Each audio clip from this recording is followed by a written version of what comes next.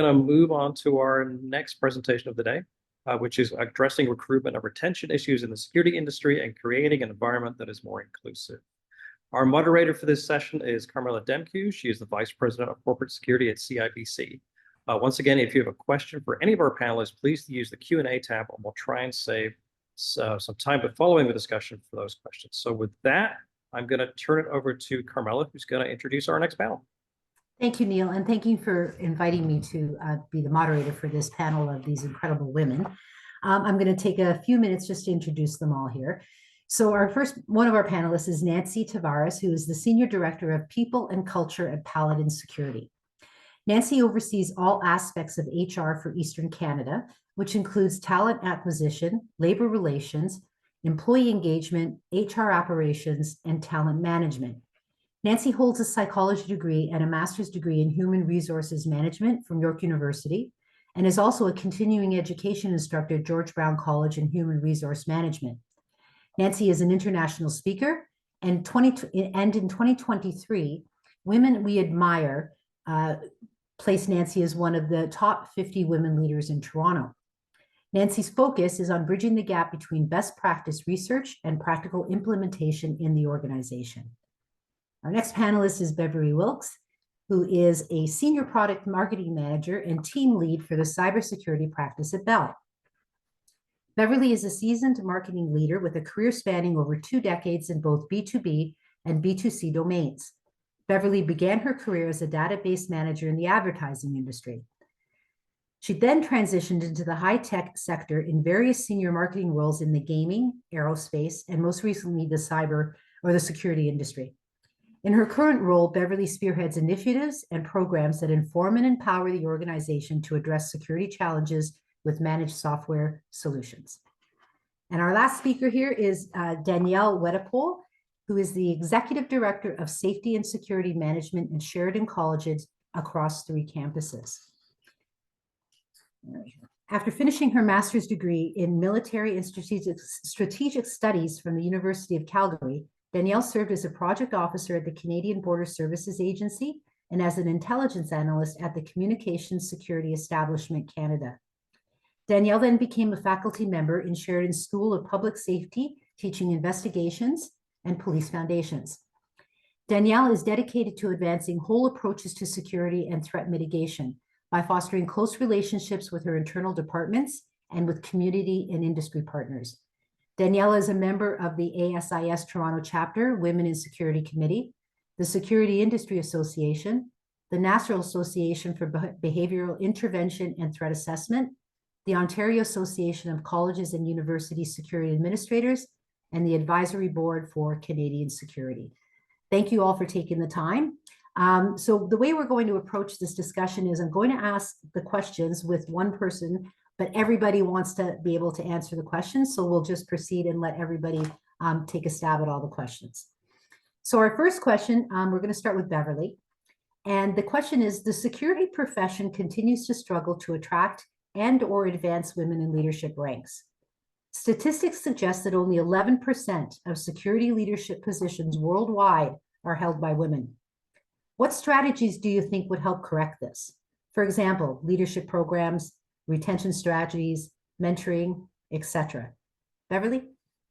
Thank you, Carmela. I'm super happy to be here. That number is staggering, only 11%. And when it comes to cybersecurity, there's actually over 3 million jobs that are going to become available in this sector by 2025. So this is a great opportunity for women to really be jumping into this sector. So what can we do about it? Mentoring, I think, is essential. And I think it's from mentoring from women as well as from men, and really making sure that we're educating the younger people that are coming up through university or college or high school, that this is a career path that they could be focusing on. But I also don't want us to forget about people that are perhaps a bit more seasoned in their career. This is a great opportunity for them to transition. Those skills to transition from another area into cybersecurity is great. And those skills are also very much needed. Thank you. Danielle? Yes, Beverly, I echo those sentiments, and thanks so much for having us here today. You know, Miriam said something that really reminded me of just a few of the things I've been thinking about lately, but it's taking a chance on people, right? So I think it does start with organizations. Are they thinking through things? Are they hiring leaders themselves that are going to champion for women who will be in turn, or allies who will be good mentors and champions for others, which can benefit in your succession planning as well? Being creative in your hiring, casting a wider net to parallel organizations, also considering women who might have transferable skill sets within your organization. So if they don't have growth within their own department to move up, maybe they can be leveraged in other parts of the organization in leadership roles. And I think the other thing I've really been trying to be mindful of is spending time with future leaders and young women, especially, or people transferring jobs within the security field or parallel area, you know, helping them read over job descriptions and their resumes, talking about potential programming that could advance their career, you know, things like the Rogers Cyber Catalyst program or micro credentials. So it's about taking that time and in the face time, really thinking through ways you can help them in a practical way. Thank you. Nancy? Yeah, great points so far. Thank you so much. So some of the things I'd like to add to the conversation are around, you know, building that greater awareness within the security industry and all the different sorts of opportunities in different areas and different spaces that are available for those opportunities within the security industry. Even looking at, you know, this panel, you know, we see security in banking, you know, of course, Paladin Security, we're offering frontline security guard services to clients, you know, within a variety of industries. And even within the security industry, there's also corporate roles, there's frontline roles. And what I can share from some of my experience in working in the security industry, it's been really wonderful to see individuals, you know, get promoted from within. We've had people join our HR team who worked in the field and then join on as a recruiter. And then they've got a great experience, a wonderful understanding of the job and their role. And that really adds value to their new position within the security industry, as well as their knowledge as well. So, you know, second, some of the comments earlier around mentoring is critical as well, but really increasing the overall awareness around all of the sorts of different opportunities within the security industry as a whole, so that we're generating that awareness and promoting people early in their career, as well as, you know, once they are more experienced in their career, maybe making a transition right into that space can be really exciting because there are a lot of transferable skills into the security industry that can add value as well. Awesome, thank you.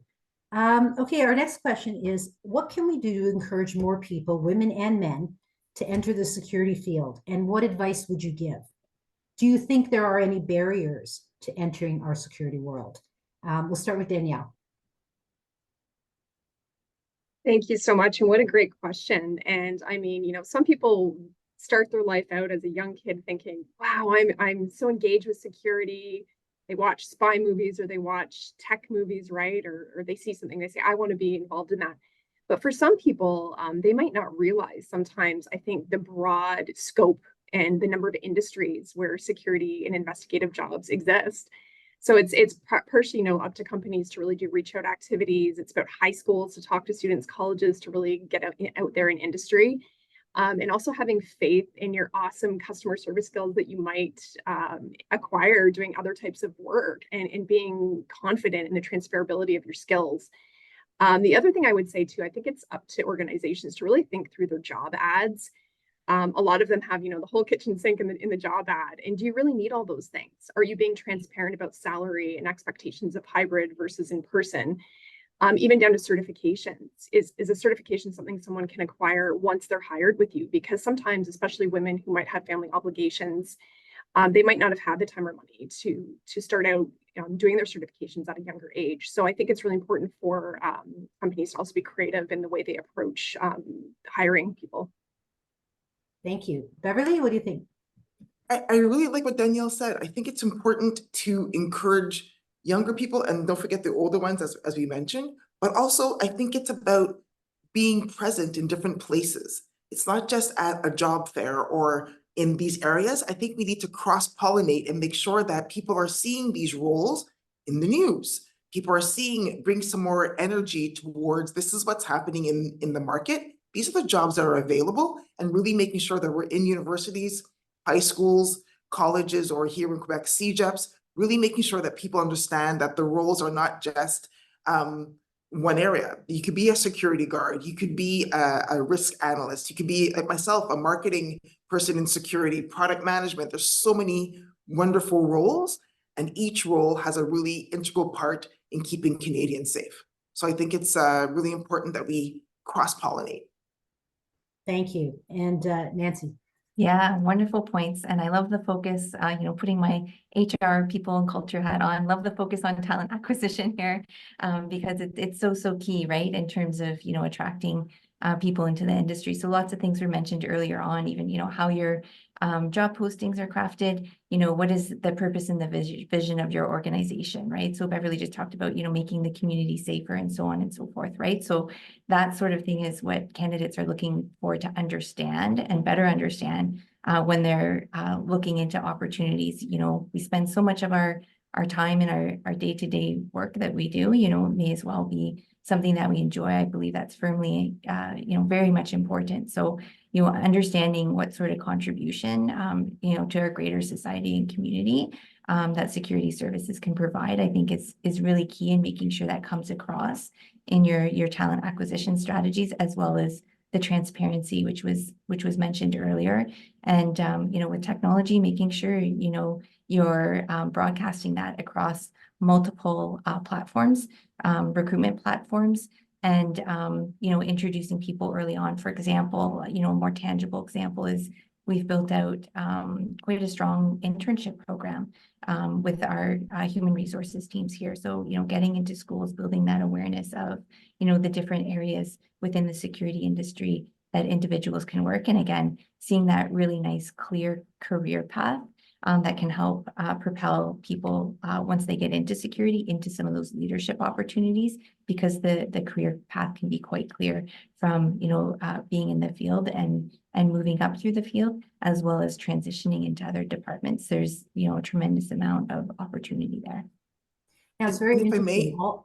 Oh, go ahead, No, Beverly. I was just going to say, and a lot of organizations are starting things within their organization to promote their own people. So each organization may have their own security department. They may be outsourcing that. Here at Bell, we have something called Bell U, where we're encouraging our own team members to look at security as the next stage, the next chapter in your career journey, so that we can promote from within, because the best people you have are the ones that you already have as well, to keep that momentum moving. Yeah, agreed. And what I was going to say is all three of you mentioned that transparency in a job description. Would you say that that is a barrier for some people? I will, and I think women are afraid to promote themselves for a role, especially, let's say there are 10 requirements and you only have 7, which is actually quite good, 70%. They statistically are less likely to put their foot forward. And typically a gentleman would say, well, it's okay, I'll learn those next 3 that I don't have, and I'm just going to apply for it anyway. So I think that's maybe a self-imposed barrier or a social barrier that's been put on ourselves, that we need to have 10 on 10 to be able to move forward. I really hope conversations like these, all the work that we are doing, can really help people say, okay, I may not have it all, like Miriam said, I'm still going to apply, and I'll take that steep curve and I'll figure it out while I'm there along the way. Great. Anybody else? Okay, let's move on to the next one then. So this is where we get into some skill sets that we need. So what are some of the different opportunities within the security industry? And what I mean by that is fields that are available. And what are the skill sets needed to succeed? And I think we should focus on, older people who have been in the security industry for a while, and young people coming up, so that they don't feel that their only opportunity is being a security guard. Nothing wrong with being a security guard, but that there are other areas to look into. And Nancy, why don't we start with you? Yeah, absolutely. I think it's really important to be matching and focusing on the skills that you have to the job that you're interested in to moving in towards. And some of the things that we look at or that we talk about are things like, skill versus will, right? So I think we heard in the keynote some really great points around, the desire of where people want to be. And I think that's something that's increasingly important for candidates now, is that they want to feel that they're, making a difference and doing something that they really enjoy to be doing. So really making sure that those skills are matching the job that you're looking for, and thinking about the transferable skills, right? So sometimes I like to, give a tip to someone to say, you might look at this job and, as Beverly said, maybe you match 7 out of these things. But if you maybe asked a friend or someone who knows you well, a colleague, to say, hey, what experiences do you think I have that might match this job? I think you would be really pleasantly surprised by hearing, from someone else's outside observation saying, you've done that, you've done this, and you've done that, and a couple of things. So that might be, a practical exercise you can maybe do with yourself to kind of expand. And, we might have certain limitations when we think of ourselves, but if you ask maybe a trusted friend, colleague, coworker, hey, where have you seen me demonstrate some of these other skills? I can almost guarantee you that they'll think of a few great tips that perhaps you hadn't thought of, right? Because you're just so used to, or it's something that you've always done. It hadn't occurred to you as a match for that particular skill set. So that's a great sort of activity that you can maybe do for yourself when you're looking at that next opportunity or that next advancement that you're looking for in your career. I think those are some tips hopefully some of you listening can take away. I think that's very important. So I'm on the committee for the Toronto chapter of ASIS for COP to Corporate, and we say that all the time. It's one of the biggest part of the things that we do is everything that you do as a police officer is transferable into the corporate world. It might just have a different name. And so don't think that, none of these are transferable other than investigations or something else, because they cover the entire gambit. Okay. Danielle? I was just going to echo that as well. I think, we're in an era and moving into a future era where we're going to have a lot more generalists as opposed to specialists in the security field, right? Just due to the dynamic nature and the multifaceted threats that we're facing. We need to know about other realms in security and investigation. So I think the best thing people can do is start doing some micro credentials, whether they're through a college. I talked about the Rogers Cyber Catalyst program, ISACA, ASIS has some great opportunities. And it always just reminds me of, we meet those kids that are questioners in life. Why is the sky blue? How do birds fly? Do birds sweat, right? And I think sometimes, they're funny questions sometimes, but we get to the point where we need to celebrate that, because it's that thirst for knowledge. And I mentioned this to another group of people recently. It's the thirst for knowledge that makes good security professionals and investigators, right? They can investigate. If they can investigate one topic, they can investigate any topic. So it's really understanding that wider world so that you can apply it to local issues that our community might face. And having that well-rounded approach to security, to know that you could be called on if you're in one facet of security, to lead the charge in something that might be parallel to your role.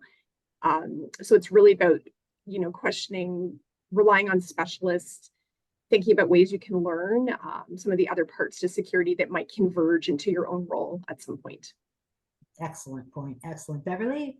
I think it's about attitude, right? I typically hire for the person's attitude.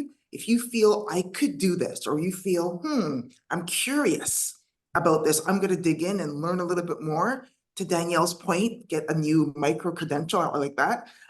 There's ISC Square. They just came out with something called CC, Certified Cybersecurity. It's free to take. You can learn and really just dive in. If you could start with that way, I think that's a great way to build some momentum and some self-confidence in yourself that you can and do well in a cybersecurity role, regardless if it's investigations, marketing, HR, PR, whatever. I think it's great to get that momentum going. So attitude first, I would say. 100%. And I think we have to remember too that there are so many different facets of security. You have emergency management, you have business continuity. There's so many different areas that you can get into. And even within an investigative field, for example, you have cyber investigations, you have forensic, you have, investigating the elderly, the scams. There's so many different things that can be done. Okay, so let's move on to the next one. This is a good one. I think we touched a little bit on it. What do you think the security landscape will look like in the future? I'm going to throw it out there. Anyone wants to start with this one? I think much different. Look at how far we've come with AI, right? The Yeah. AI that's happening today, this is the worst it's ever going to be. It's always going to get better from here. So how fast it's learning, how fast words changing, how many more people are using AI. And then there's this whole thing about quantum computing, right? That's a whole other area that's now hot. That's really moving forward. So I think this keeps it dynamic and moving and interesting. So I think we're just at the beginning. I think the landscape's going to continually change. To Danielle's point again, as being more generalists, as we could grasp what's happening and understand how this impacts the various areas of security is going to be really helpful moving forward. So it's like, you know, stay tuned, watch the space. It's always changing. Yeah, Beverly, that's so important, right? Like when I think through the plethora of issues going on around the world, and we think of the impact it can have on our critical infrastructure and just the ways in which we have to liaise with other people involved in either emergency management, security investigations. Back to that point about just knowing more about topics you might not have first started out in your career as. And I think that's also very inspiring for people to realize that their career trajectory might not be linear the way perhaps it was 15, 20, 30 years ago, where people did jobs for a long period of time.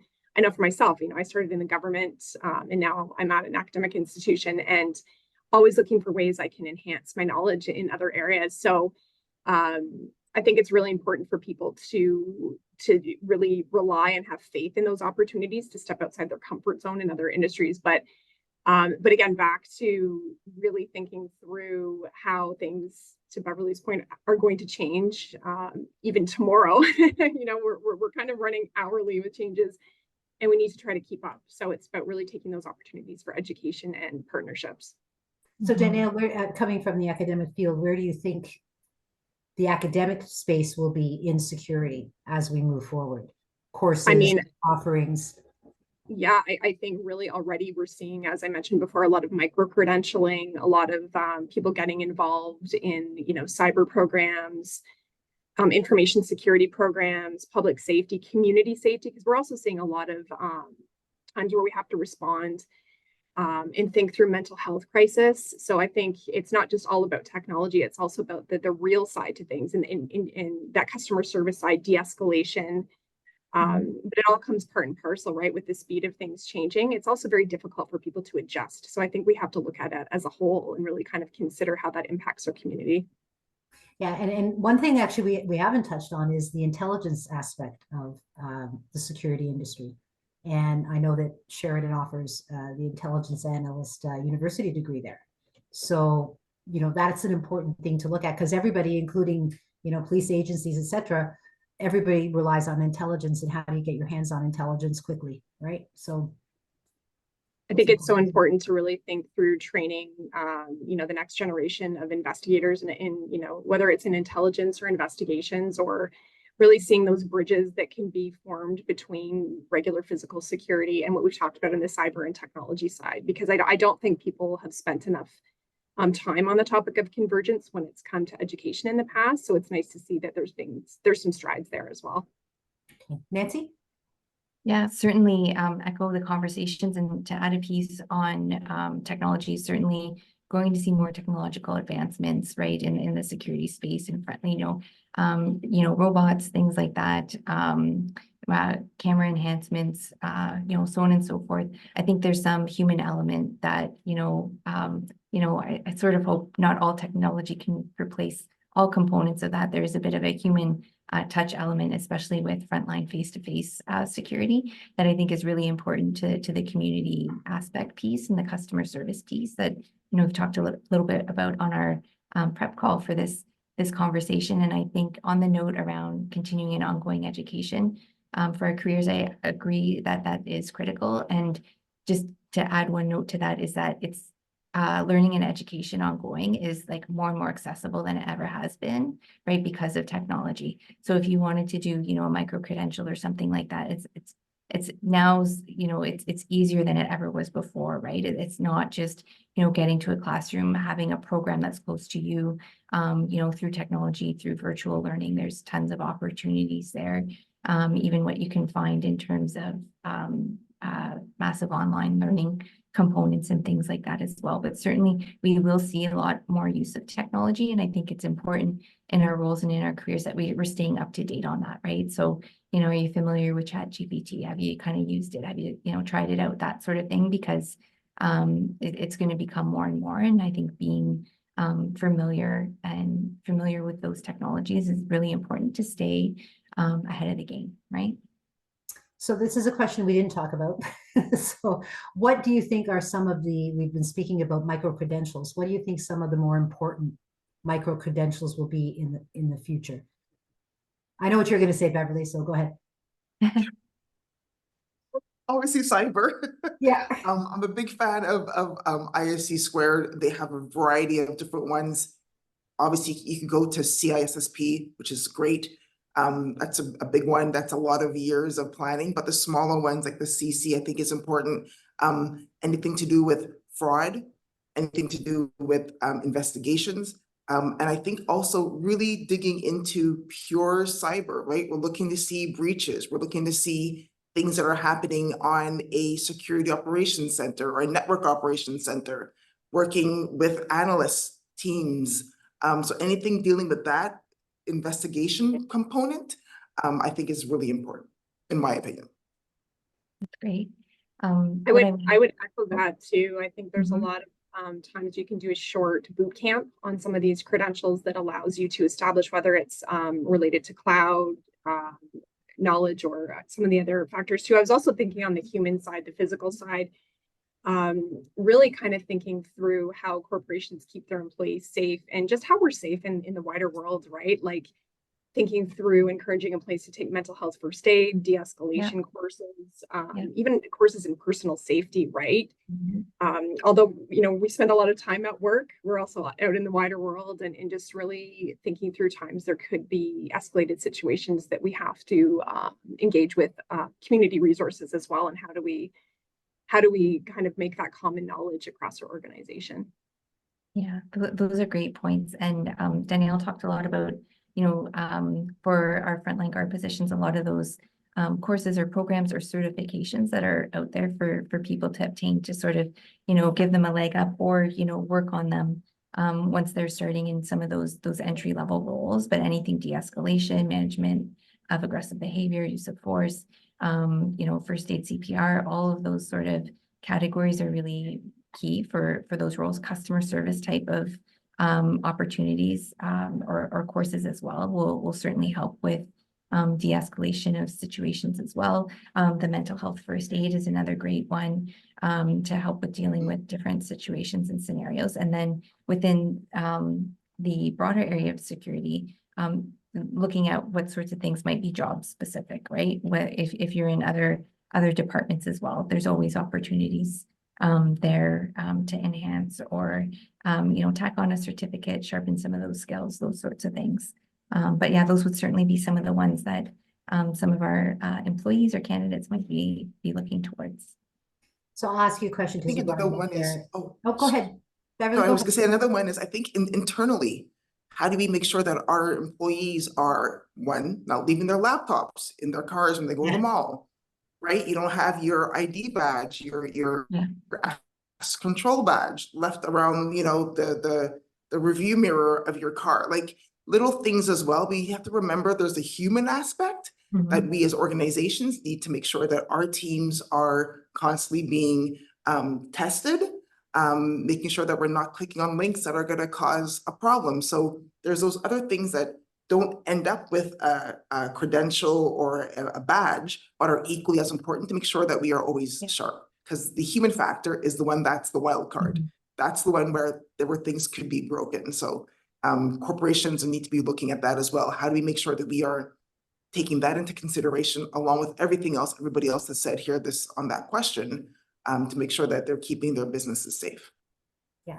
And Nancy, I was going to say, you brought it up. How important is customer service, especially in your field? Absolutely. Yeah. Any little hints of wisdom to people that are trying to get into some of our younger folks that are here today? Yeah, absolutely. I think some of those certifications that we mentioned earlier are also key. And for maybe some of those entry roles, as you're mentioning now, we also look at, and some of our clients are looking for individuals who are taking school in anything like criminology, police foundations, any of those sorts of, related types of courses. Also might give additional learnings that would be related to the security field, 100%. So those might be some other areas as well, but it's not the only ones. There's so many options. Thank you. Thank you. Okay, next question. What role are security associations playing in promoting the security industry and offering support? Danielle, why don't we start with you? Sure. I mean, I think we're so lucky nowadays, although we need to know a lot about a lot of things. I feel like there's a lot of support for physical security practitioners to go to a cyber event or vice versa, right? There's a lot of support if someone in cyber wants to learn more about physical security or locking mechanisms or, personnel or executive protection. So we're in a really good era where there's not quite this level of siloing that's gone on previously. So I really do look to organizations, I'm a member of the Toronto chapter of ASIS. We're always looking for people to come out to events. We've got a big one in November. Other organizations like SIA has their Power 100 list of women that inspire in the industry itself. They also have a fantastic mentoring program. Women in Defense and Security, again, they're another organization. You can find them on LinkedIn. They have a speed mentoring event, are continually posting research information and links to podcasts. And I know I've brought it up a couple of times, but the Cyber Catalyst program from TMU and Rogers is another great opportunity. So I think it's about really considering areas that you might not have a comfort level in and going to some of those, they could be free online opportunities. They don't always have to be a conference, but just as a way to really kind of fine tune your glossary too, so that you understand the same language that you might be talking to with your IT security department or another department if you're working together. Excellent. Excellent. Beverly, what do you think? I agree. I'm super excited that now the COVID is over, touch wood, everybody's safe. We can now go back to those in-person meetings. I did a meetup a couple of weeks ago, just marketing people in cybersecurity. I thought that was really exciting to be a part of, to learn what they're sharing, what kind of programs are they putting together. That was really insightful for me. There's also the Cloud Security Alliance, which is also quite good. ASIS, there's chapters in every major city across Canada, or well, North America. And then there's some areas that are, if you want to learn more, there's some junior hackathons that happen for an hour or two, typically on weekends. Just one coming up here in Montreal in a few weeks. I'm going. I have no idea what I'm going to do there, but I'm going to meet people and learn and hang out for a couple hours and have more conversations about what's happening in the security space. So there is tons going on. Look on LinkedIn, on Facebook, and of course those groups. There's typically some other subgroups that have come out from there as well. So tons to learn. I think the problem is, how do you choose? You can't do all of them. You gotta pick only a couple. Sorry. Right. Nancy? That's great. Yeah. Along with the things that were mentioned, a lot of the associations put on different learnings, webinars, conferences, things like that. And those are great opportunities. Again, building that awareness of the security industry and, what's happening, what are the different things being talked about. And I would encourage people, when it comes to, your career and things like that, realize how much of it is within your own control, right? So we talked about how there's so much that is out there and available, right? Don't just wait for your organization to sort of send you to something, right? There's tons of stuff out there. You can take initiative. You can sign up for something. You can go to networking events and then reach out to people, right? Ask people, hey, I noticed you're in this role within security. Love to have virtual coffee chat, learn more about that, right? And that's within, you can control that, right? So definitely, empower yourself to put yourself out there, build your connections and build your networks from these various associations as sort of a starting point to find the individuals that will be able to share, experiences with, and you'll be able to share your experiences as well with them, I think is a great way to kind of build off of and continue the learning from these events. Awesome. Okay, so I'm going to ask in closing remarks here, what last final thoughts you would like to give the audience on recruiting, retaining talent, getting people into the industry? What are some of the best advices you could offer here? So Nancy, why don't you go ahead? Yeah, I think one of my biggest takeaways from this group and from the discussion is just about the tremendous amount of opportunity, right? And, you know, with several of the organizations here talking about, you know, that promote from within culture, moving around, building on your knowledge bases in different areas and really finding, you know, where's the best match for your skills and where you want to grow and what do you want to learn more about. So I think my key takeaway, if I had to pick one thing, is the tremendous amount of opportunity available. Yeah. Beverly? I'm echoing Nancy, tremendous opportunity. This is a role, or this is an industry that is dynamic. I find it very encouraging and fun. I'm learning something new every single day. So don't be scared, hop in. And I think I could talk for everybody here. You know, we're open to have that digital coffee with you and answer any questions that you may have. Yeah. Thank you. 24/7, we say, right? 24/7 business, right? Exactly. Exactly. Danielle? I just say keep going, right? This industry is a difficult one, right? Some of us work long hours, you work on difficult topics. You might not see, you know, this career trajectory path. It's not going to be as linear, as I said, as it once was. Keep questioning, be that kid who asks if birds sweat, which is something my son asked a while ago, right? Keep those questions in mind, right? Always be inquisitive and want to get to the bottom of things. And again, it all boils down to customer service, right? We're all trying to help people in the wider world and have conversations with strangers. It can also be a great way to mitigate threat, right? If you see someone you don't recognize, or if somebody needs help, maybe they're having a bad day. So I think it's just stay inquisitive, look out for each other, and talk to as many people as you can.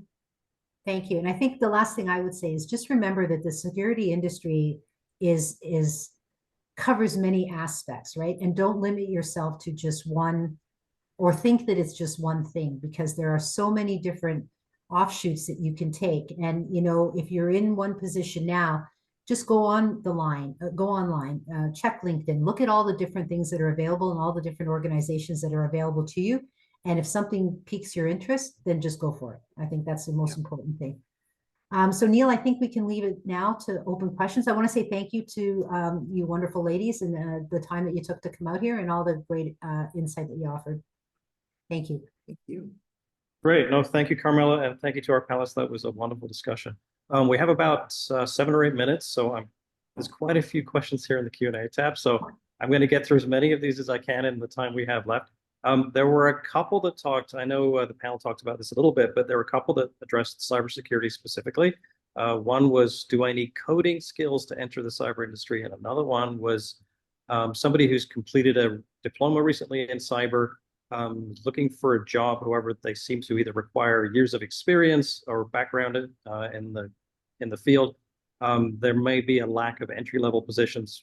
What do you do? So who wants to jump on that one? For somebody who's just getting started, what's the best approach?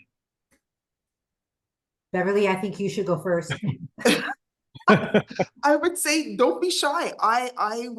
The person who said I don't have all the credentials, I want you to apply for that job. And I want you to say in that cover letter, I may not have all those credentials, but I have the drive, I have the curiosity, I have the gumption to make it a go. Meet me for a coffee, right? We have to sell yourself. It's just not a piece of paper. You're bringing your whole self to that conversation. As for the coding, depends on the role that you are looking for. If you're going to be in a SOC or in a NOC, you may need some more than others. So it all depends on where you are going. Great, thank you, Bev. Let's jump to another question, kind of on the other side of the coin. What are some of the best practices that could be incorporated into recruitment, which would help bring more interest and more qualified candidates to security roles? Good question. I mean, I can start that one. I think, you know, I kind of mentioned it before, but really opening up that wider net, you know, companies, I think we've been so concerned on, does this person's skill match the skill in our job ad? But are you being creative in thinking through your approach and kind of thinking about, we talked about transferability of skills, but, and I always go back to customer service, right? Some of the best candidates you find come from customer service background, and a lot of them can learn a lot of the skills that you're looking for as well. So I think it's about being creative and equitable in your hiring, really looking to diversify that span. As I said too, things like credentialing. Is this something we need at the onset of this position, or can we work towards it? So just being very creative and mindful, working with your HR department to really scale back on the job descriptions as well, I think would go a long way. Mhm. Great, thanks, Danielle. Let's see. Would the panel suggest the convergence of physical and cyber is going well? Any learnings so far? That's a big one. Yeah, that's a big one. I mean, I can start it just right off the bat. I'm very lucky because I have a very close relationship with our IT collaboration and IT security team. So many of the integrations that we do, you know, we have joint meetings, we work on RFPs together. We spend a lot of time together, really thinking carefully through projects. And in those conversations, I think I was saying it before too, I've developed my own glossary of terms. So I can then engage with people on that team, even though I'm not an IT specialist, and really speak the language and understand the language as kind of that middle person with between the physical and the IT side. So I'd say that it's kind of organization dependent. I've had a really good experience with our convergence factor. But again, in terms of training, it can be difficult because if you haven't kind of grown up with an IT education and it's not something that you had skills in when in your younger years, it can be difficult to learn as you grow in your career. So I think it's really important to take off small bite-sized chunks to learn cyber as you go if you're coming from the physical side. But no, I think, you know, and a lot of IT security professionals are very quick to help out on the physical side as well. So I've had a very good experience. Yeah, same You know, I here. can Good add something. experience. Those two are coming together. Excuse me, Carmela. Sorry, go ahead. No, I was just saying a lot of those two teams are now merging together. They're putting them in the same rooms, they're working in the same organizations, they're included in meetings. So I think we're on our way to a more holistic and less siloed physical and cyber communities in businesses.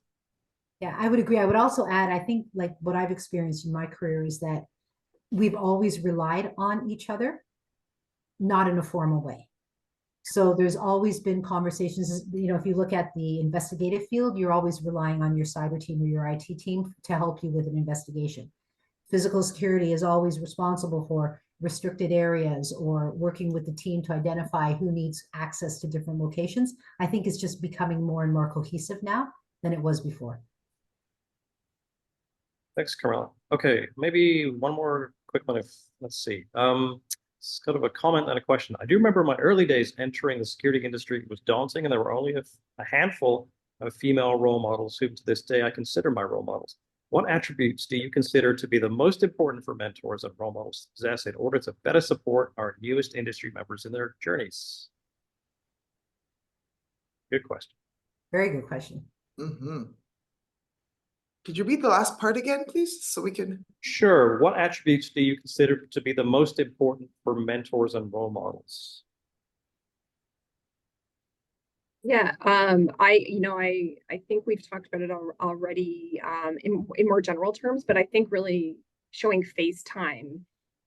You can take 5 minutes out of your day, right, to stand up, have a conversation with someone who might have questions about the field or who's a junior employee.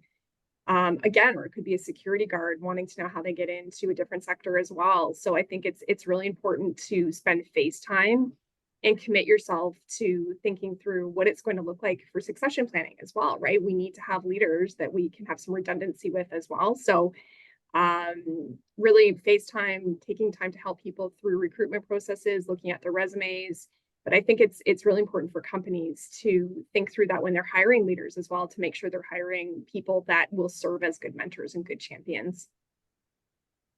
Yeah, I think you also have to be open and encouraging, right? You have to, that FaceTime is so important. So if your company or the business you work for offers a mentoring program, you have to be committed. And it's not just about showing up and letting them do the talking. You've got to impart what you know to them. Resume reviews is really important. I think the other one is going through mock interviews. It's so important to have a mock interview with somebody so that you put your questions on the table and ask you out the question. If they don't answer it the way you as an experienced, leader know, offer them the advice to help them go through that. Yeah, that's a great point, Carmela. It's one of the most popular features we have at our career expos, which, quick plug, we're hosting one tomorrow in Vancouver. But we do encourage our mentors to offer mock interviews to the attendees because they're craving that experience in a sort of stress-free setting in order to develop those skills. There is one more question. I don't want to leave anybody else, so we'll cut into our break for a couple minutes. But does there appear to be more women in cybersecurity field compared to physical security? Also, do you have any suggestions to help coworkers understand the benefits of using a female lens when developing security plans? So more women in cyber versus physical? I worked in both, so physical and now cyber. I think it's even. I would say maybe I would give an edge to cyber. I think I'd probably give an edge to cyber, but that doesn't mean you're not able to be on the physical side. But when you go to trade shows, big ones, small ones, you're seeing more women in the hallways, working the booths, on stage, speaking. So I think if you're a lady and you're interested, maybe you need to be that person to tip the scale to the other side, right? So try to pick one side that's exciting for you and start there. And again, it's not linear. You may want to flip over to the dark side, the physical side, or the cyber side. I'm not sure which one of those two is the dark I don't side. know either. Okay. I think we're going to have to cut it off there, but thank you, everybody. Really appreciate your thoughts and your comments. Fascinating discussion. So appreciate your time today.